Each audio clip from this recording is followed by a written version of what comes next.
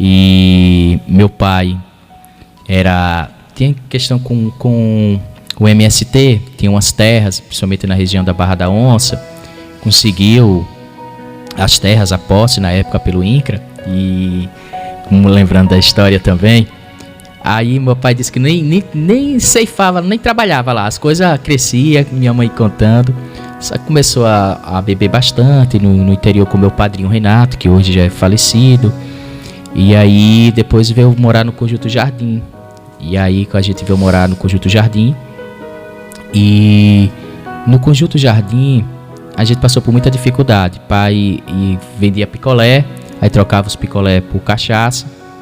A gente morava lá no Alto da Bela Vista. Aí ele não gosta muito que eu fale, mas é a história da gente. É história. Aí pegava lá, comia aquelas tilápias. Eu comi também, doutor daquela Márcio. fossa ali. Também comi. Entendeu? Comia aquelas. Eu não sabia que era uma fossa, vim saber já adulto. Que a gente faltava muita água, lá também tinha um chafariz que a gente pegava lá na casa da minha tia Cleonice, meu tio Renato, e a gente comia aquele peixe e não tinha que comer. A gente morava numa vila, apesar de pequeno eu lembro de muita coisa. Minha mãe chorando, a gente não tinha o que comer, a gente era pirulito de açúcar. Ela fazia aquele pirulito porque o pai estava bebendo e quando voltava, eu lembro que minha mãe tinha uns camundongozinhos, aqueles ratos brancos de laboratório. E meu pai comeu o chinelo de uma de minhas irmãs, da Marciene, que eu sou o mais velho de 5 irmãs. Somos 6, tudo mulher. Eu fui o primeiro, o mais velho que pega a pancada toda. E aí começou a vir só mulher, sequência de mulher, mulher. Eita. Tanto que eu tenho uma irmã de 12 anos, que tem praticamente a idade do meu filho. Meu filho vai fazer 11. Aí já foi a última, né, lá de minha mãe. Todos com meu pai, minha mãe é casada com meu pai há mais de 30 anos, me teve, acho que foi com 13 ou 14 anos, que ela tem 40 e poucos anos, eu não me recordo agora, mas ela me teve com 13 anos, acho que foi isso. Aí ela é bem jovem, ela foi aparecer bem jovem. Os jovens daquela época eram os adultos, né? Eram os adultos, né? Minha mãe sofreu muito, minha mãe foi agredida por meu pai, mas meu pai assim não era que ele era uma pessoa ruim, era o alcoolismo. Ele me disse uma vez uma coisa que eu fiquei pensando, estava indo para casa de minha avó, com ele, aí ele disse: a cachaça não deixou eu ver meus avós, que foi quem criou praticamente ele. E aí a gente no Jardim sofreu muito. Tinha meu avô que morava lá também, tinha meu tio disse que não dava comida a filho de, o termo foi esse, abre aspas, filho de vagabundo, fecha aspas, e foi muito dureza, e comia passando necessidade. Aí, lembro uma vez que chegava, era um quarto de vila, e chegava uma pessoa, dava cesta básica, era a nossa alegria. Antigamente não existia, sabe, Domingos, esse negócio de Bolsa Família, essas coisas, existia um vale e tal. Não existia benefício não existia essa questão de assistência. FHC que começou a trazer, Fernando Henrique Cardoso começou a trazer o vale, tudo isso, não é uma política exclusiva do nosso presidente atual. Não foi o PT que criou a questão assistência, ele ampliou. Não. Isso aí, eu lembro, com licença, não interrompendo o senhor, mas dando mais uma injeção nisso.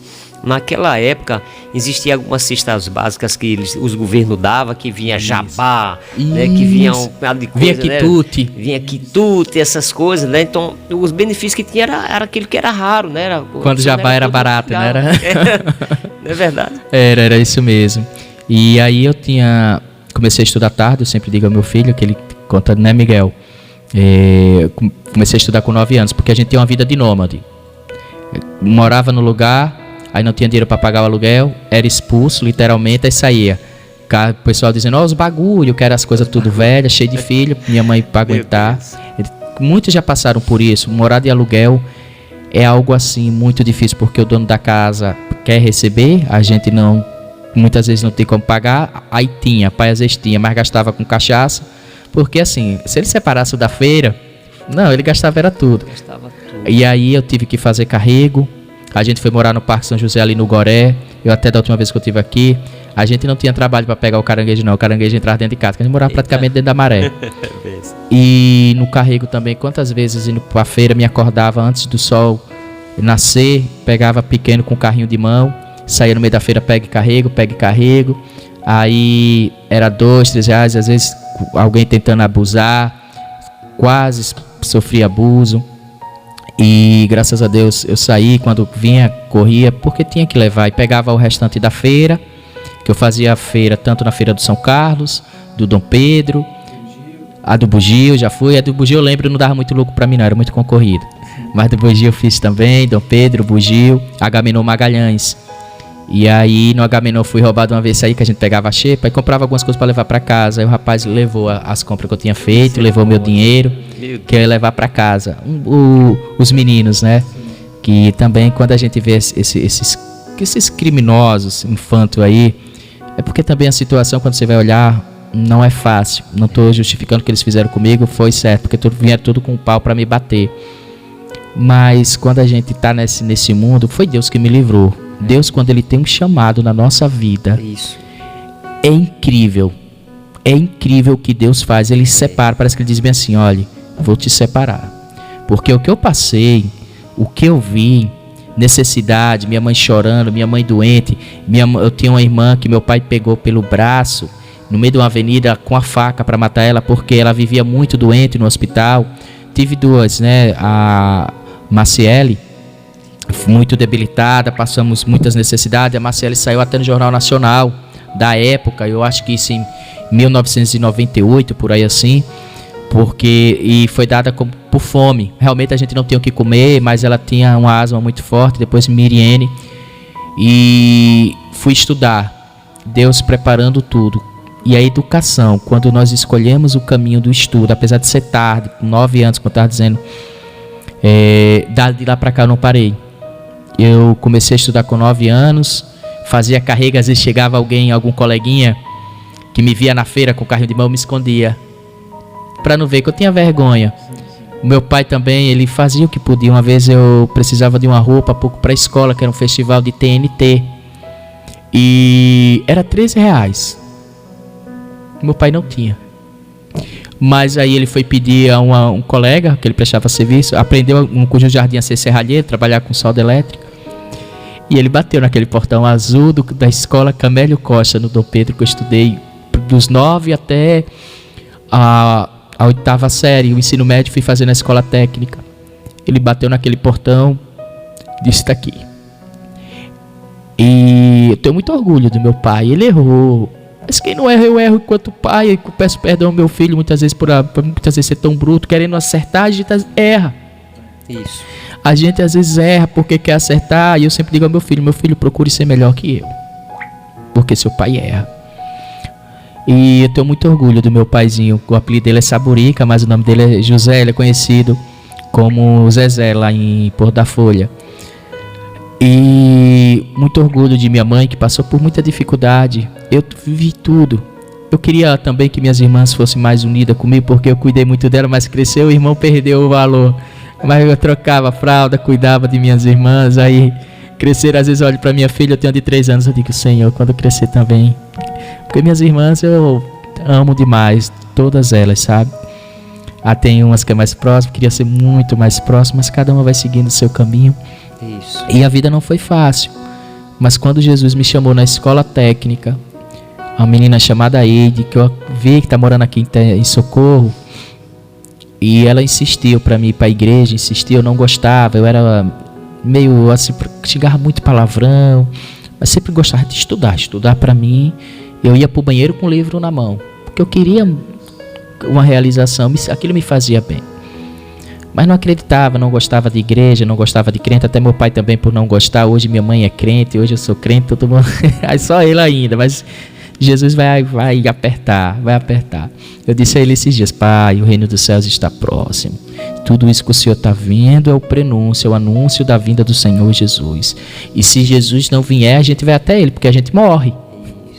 Então a gente tem que ir confessando, reconhecendo que ele é Jesus. Aí fui estudar na escola técnica, fiz do ensino médio, depois fiz o curso superior em tecnólogo em gestão do turismo, fui trabalhar em hotel de domingo a domingo, era uma loucura muito difícil. Eu morava com os meus pais, ajudava. E depois fui fazer, agora eu posso falar, entrei na Energisa. Antes eu não podia falar que eu trabalho na Energisa, para trabalhar na portaria. Eu era o porteiro da Energisa lá na sede. E eu via sempre um senhor chamado Carisvaldo, que ia ser preposto, ir para as audiências da empresa, representar tudo isso. Eu disse, um dia eu vou estar aí. Eita glória. E aí eu comecei, da portaria fui trabalhar na ouvidoria, fui trabalhar com recebíveis, aqueles SMS que a gente recebe, era a gente que desenvolvia, mandava as cobranças. Trabalhei com reclamação administrativa, ouvidoria. E aí, quando pensa que não surgiu a oportunidade de fazer as minutas de defesa para o advogado. E isso aí eu fazia, até hoje eu faço os relatórios, mando para o advogado, e o advogado com aqueles documentos vai fazer a defesa. E aí fui fazer o curso de Direito. E em 2017, aí muito cansativo, já com o Miguel já tinha nascido, uma luta imensa. E minha esposa foi quem muito me ajudou. O homem, ele é o que é por causa da esposa que está ao seu lado. Por isso que eu digo aos jovens, procurem uma esposa que ajude a crescer junto. Ela abriu mão dos sonhos dela. Ela passou em 8º lugar na UFES, em secretariado executivo. Teve Miguel, deixou os estudos. E ela, por isso, pegou, quando eu disse, vou fazer um curso de Direito, ela vá. Eu chegava, só sentava na frente, na faculdade, meus amigos da faculdade vão lembrar. Chegava às 9 horas, eu estava cochilando, porque eu trabalhava o dia todo na empresa. E de ônibus, saía cedo para chegar cedo, para depois ir. Aí hoje são 12 anos de Energisa. Eu brinco que de dia eu sou a Energisa, à noite eu sou advogado. Aí Deus fez isso. E eu vejo o orgulho de minhas irmãs, vejo o orgulho de meus pais, mas é Deus nas nossas vidas.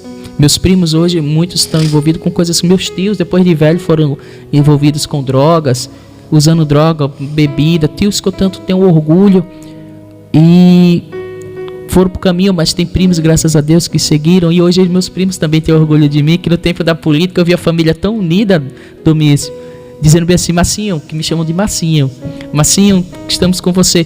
Massinho, por que você não pediu para transferir o título? E eu, na minha cabeça, dizia, não, a gente tem que votar no lugar do nosso domicílio, porque o que acontece na sua cidade é não, mas a gente transferia, não tinha problema. Eu vi, por que você não avisou antes? Mas o trabalho, tanta coisa, para realmente, eu praticamente fiz campanha em 20 dias de férias que eu tive do trabalho, porque para empresa privada você não suspende contrato de trabalho para fazer política, você tem que se virar e ter ética.